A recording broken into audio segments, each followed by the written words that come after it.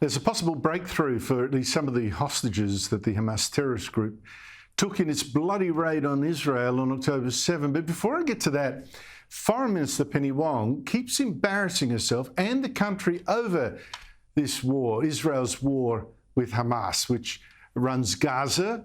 Hamas obviously starting the war by slaughtering 1,200 Jews and taking all those hostages. Now, on Friday again, Wong warned Israel not to attack hospitals in Gaza. They had to be protected, she said. She said Australia is deeply concerned by attacks in and around hospitals in Gaza. But as I have kept showing you, many of those hospitals were in fact used by Hamas to store weapons and to fire them at Israelis. And on this weekend, last weekend, more evidence of that and more from Gaza's main hospital, the Shifa. There's not just the weapons there that I showed you last week, even stuff behind MRI units. Now, a warning, this is distressing footage. There's this bit's not distressing, a tunnel just outside the hospital, joining it to the network of tunnels that Hamas has dug under Gaza to hide its terrorists and its weapons. Doesn't build bomb shelters for civilians. It wants them to stay above ground and die, but it has got tunnels for its terrorists. With the Israelis actually following this one all the way down to a blast-proof door with a firing hole, which it didn't dare open.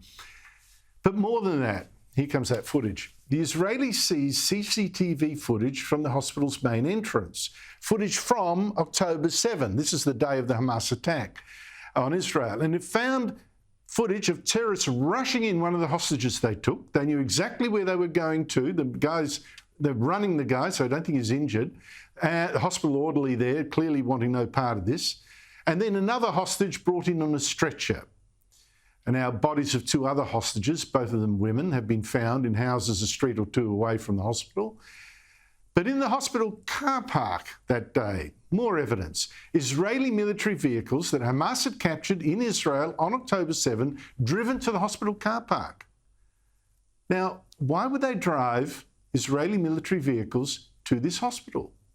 Joining me from Israel for the latest on this war is Ariel Oseran, who's a former analyst with the Israeli Intelligence Corps. He's now a reporter with ITV. Ariel, thanks for coming on the show again. I keep seeing journalists here, saying, we're sceptical of Israeli evidence. I saw a slash on one of our shows. Israel claims there's a tunnel. We're actually seeing the tunnel right with our own eyes. But they report with a straight face, Hamas saying, no, of course we don't use hospitals. What do you make of the evidence? Right, Andrew. It's more than that. It's every time someone mentions numbers of casualties or any information coming out of Gaza, you have to remember that all the government officials, all the government bodies in Gaza are run by Hamas. So if journalists are willing to apply the highest levels of scrutiny to facts coming out from the IDF organization that has been working with media for years, and its credibility has been proven time after time again, it would behoove these media outlets to show that same level of scrutiny to official numbers, we should say, coming out of the Gaza Strip. Unfortunately, that doesn't happen. That isn't the case. And what the IDF has been showing consistently over the past few weeks, mainly over the past 6 days, as it's been operating in Shifa Hospital, the biggest of Gaza's 35 hospitals. They showed, as you just showed, a tunnel shaft going underground, connecting to a vast underground complex of hundreds of miles of underground tunnels.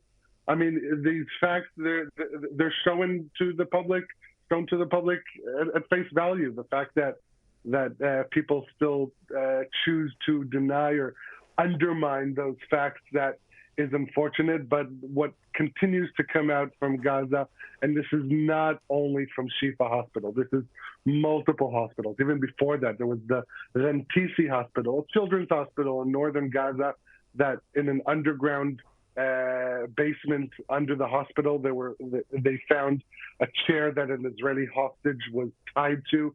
They found the ropes that bound her to the chair. I say her because above the head was a a baby's bottle, and that indicates that that chair was being used for breastfeeding a baby, a hostage baby. There are over 236 hostages currently held in Gaza by Hamas, but not only, also Palestinian Islamic Jihad, and also other crime families that simply sent in their people during the chaos of October 7th, kidnapped as many as they could, and are now holding them hostages. Over 30 minors, children, and teens. And as you mentioned, this is something that Israel is trying to work on a hostage deal to release, but this is very, very challenging, and there are many actors involved, not just Israel, Hamas.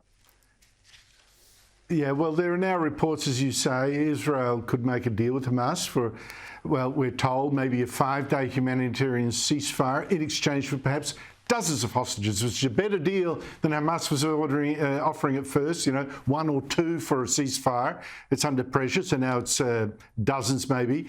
Women and children, we're told. What are the details that are confirmed, and how close do you think any deal is?